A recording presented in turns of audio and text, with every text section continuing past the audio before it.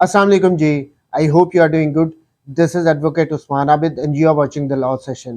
आज के सेशन में हम समझेंगे कि अगर किसी शख्स की नरीना औलाद ना हो, उसका बेटा ना हो, सिर्फ बेटी हो या बेटियां हो, तो विरासत की तकसीम कैसे होगी, किसको कितना कितना हिस्सा मिलेगा। नॉर्मली ये होता है कि जिन लोगों की नरीना औलाद नहीं होती, उनका बेटा नहीं होता, वो अपनी ज़िंदगी में ही अपनी बेटी या बेटियों को जायदाद गिफ्ट कर देते हैं, हिब्बा कर देते हैं। लेकिन अगर वो अपनी ज़िंदगी में उन्होंने किसी को भी पता नहीं होता कि किस वक़्त मौत का वक़्त आ जाना है, और तो अगर किसी ने ये गिफ्ट वगैरह ना किया हो, तो फिर जायदाद की तकसीम का तरीक़ाकार क्या होगा? देखें बड़ा क्लियरली, अगर तो मरने वाले की बेवा ज़िंदा है, तो यस 1/8 हिस्सा बेवा को मिलेगा, एक से ज़्यादा जितनी भी हैं, ये उनको मिलना ही मिलना है सबसे पहले। उसके बाद अगर एक बेटी है तो हाफ जायदाद जो भी है उसका हाफ हिस्सा उस एक बेटी को मिल जाएगा, बाकी हिस्सा दूसरे रिश्तेदारों में तकसीम होता है। लेकिन अगर एक से ज्यादा बेटियां हैं तो 2/3 हिस्सा उन सारी बेटियों में इक्वली डिवाइड हो जाएगा।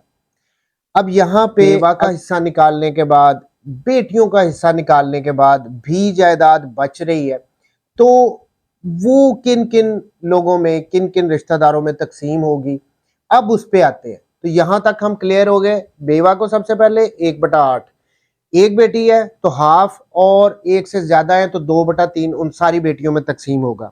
अब जो बाकी बच गया वो किन के पास जाएगा? देखें, अगर तो मरने वाले का, डिसीज्ड का बाप जिंदा है, तो बाप ने एज अ शेयरर भी 1/6 हिस्सा लेना है, और उसके बाद एज अ रेजिड्यूरी भी बाकी जितनी भी जायदाद होगी, बेवा को बेटियों को देने के बाद जितनी भी जायदाद होगी, अगर बाप जिंदा है तो वो सारा उसको चला जाएगा। अगर बाप नहीं जिंदा लेकिन मरने वाले का दादा जिंदा है, तो दादा को 1/6 एज ए शेयरर भी मिलेगा, और एज ए रेजिड्यूरी जो भी बचा है वो सारा दादा को चला जाएगा।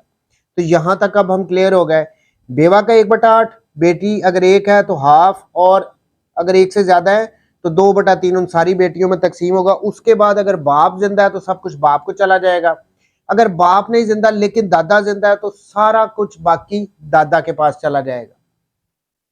अब नेक्स्ट लेवल पे आ जाते हैं कि जी ना बाप जिंदा है ना दादा जिंदा है, फिर क्या होगा? देखें, अब यहां पे आ जाते हैं फिर बहन भाई। देखें, मरने वाले का अगर तो भाई जिंदा है और उसकी बहनें भी हैं, तो यहाँ पे क्लियरली भाई को डबल शेयर मिलेगा और बहनों को भाइयों के मुकाबले में हाफ शेयर मिलेगा। यानी भाई बहन है तो भाई को डबल और बहन को हाफ, जो भी जायदाद बची है। अगर एक से ज्यादा भाई हैं और एक से ज्यादा बहनें हैं तो उन सब में भाइयों का शेयर डबल होगा और बहनों का शेयर हाफ होगा। So clear. अब यहां तक अब हो रहे हैं हम के बेवा और बेटियों के बाद जो बचेगा, अगर बाप जिंदा है तो उसको सारा मिल जाएगा, अगर दादा, अब बाप नहीं जिंदा, दादा जिंदा है तो सारा कुछ दादे को मिल जाएगा। अगर ये दोनों जिंदा नहीं है, ना बाप जिंदा है ना दादा जिंदा है, और बहन भाई जिंदा है, तो बहन भाइयों को डबल और बहनों को हाफ शेयर मिल जाएगा। जो भी जायदाद बची है एज ए रेजिड्यूरी सब कुछ उनके पास चला जाएगा, आगे किसी के पास नहीं जाएगा।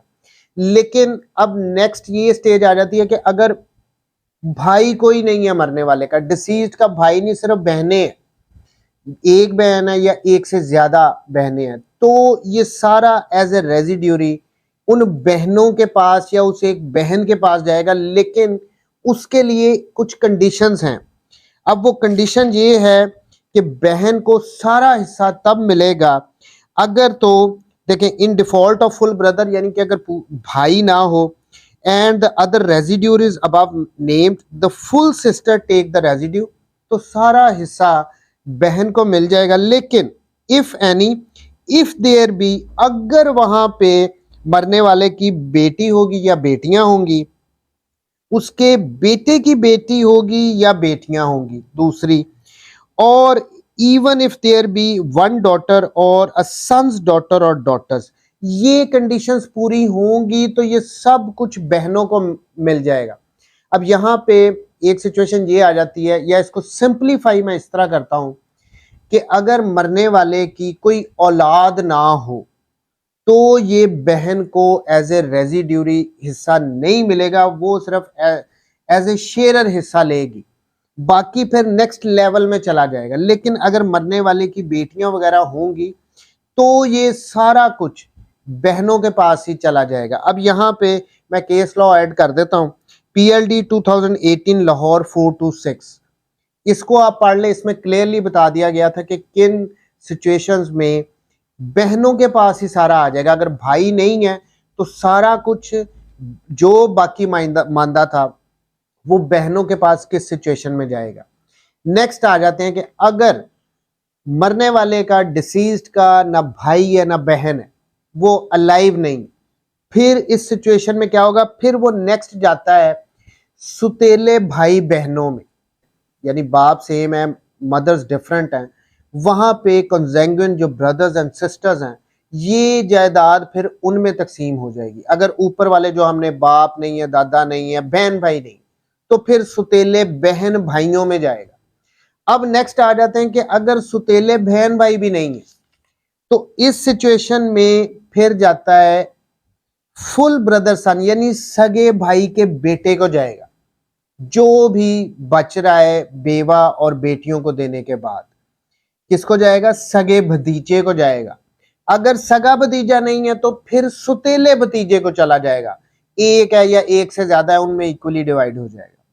अच्छा, अगर अब ये दोनों भी नहीं है, अलाइव नहीं है, तो इस सिचुएशन में फिर ये सगे भतीजे के बेटे को चला जाएगा, एक है या एक से ज्यादा है।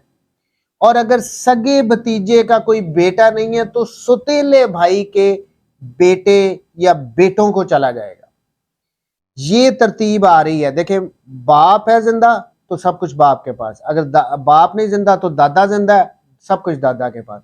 अगर दादा भी जिंदा नहीं है, ना बाप जिंदा है ना दादा जिंदा है, फिर बहन भाइयों के पास आ जाएगा। अगर बहन भाई भी जिंदा नहीं है तो फिर सुतेले बहन भाइयों के पास आ जाएगा। अगर सुतेले बहन भाई भी नहीं है तो फिर जाएगा सगे भतीजे के पास, एक है या एक से ज्यादा है।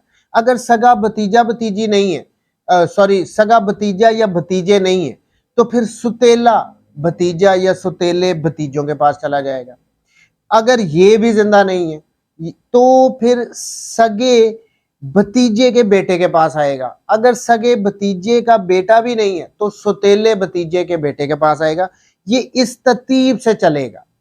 अच्छा, इनमें से जो अब तक हम ये सारे रिश्ते देख चुके हैं, अगर इनमें से भी कोई नहीं, फिर जाएगा मरने वाले के जो चचा है, एक से ज्यादा है, उनके पास। ये फिर आ जाता है फुल पेरेंटल अंकल, एक है या एक से ज्यादा है, यानी चचा।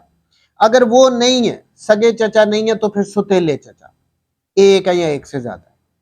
अगर ये भी जिंदा नहीं है तो फुल पेरेंटल अंकल सन, यानी मरने वाले के जो कजन्स हैं, उसके चचा के जो बेटे हैं मरने वाले के, वो कजन्स बन गए, चचाजाद बन गए, तायाजाद बन गए, ये उनको जाएगा। तो ये इस तरतीब से चलता है कि तकसीम कैसे होगी।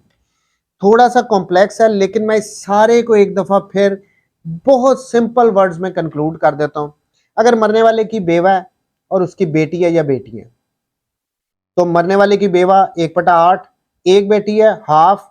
अगर एक से ज्यादा है तो 2/3 हिस्सा उनको मिल जाएगा। उसके बाद जो बचेगा, अगर बाप जिंदा है तो बाप को, अगर बाप नहीं जिंदा, दादा जिंदा है तो दादा को सारा कुछ चल जाएगा। अगर बाप दादा दोनों नहीं जिंदा तो सगे बहन भाइयों में आएगा। फिर अगर सगे बहन भाई जिंदा नहीं है तो फिर सुतेले बहन भाइयों में आएगा। अगर सुतेले बहन भाई भी जिंदा नहीं है तो फिर आ जाता है कि फुल ब्रदर सन, सगे भतीजे के पास आ जाता है, एक है एक से ज्यादा है।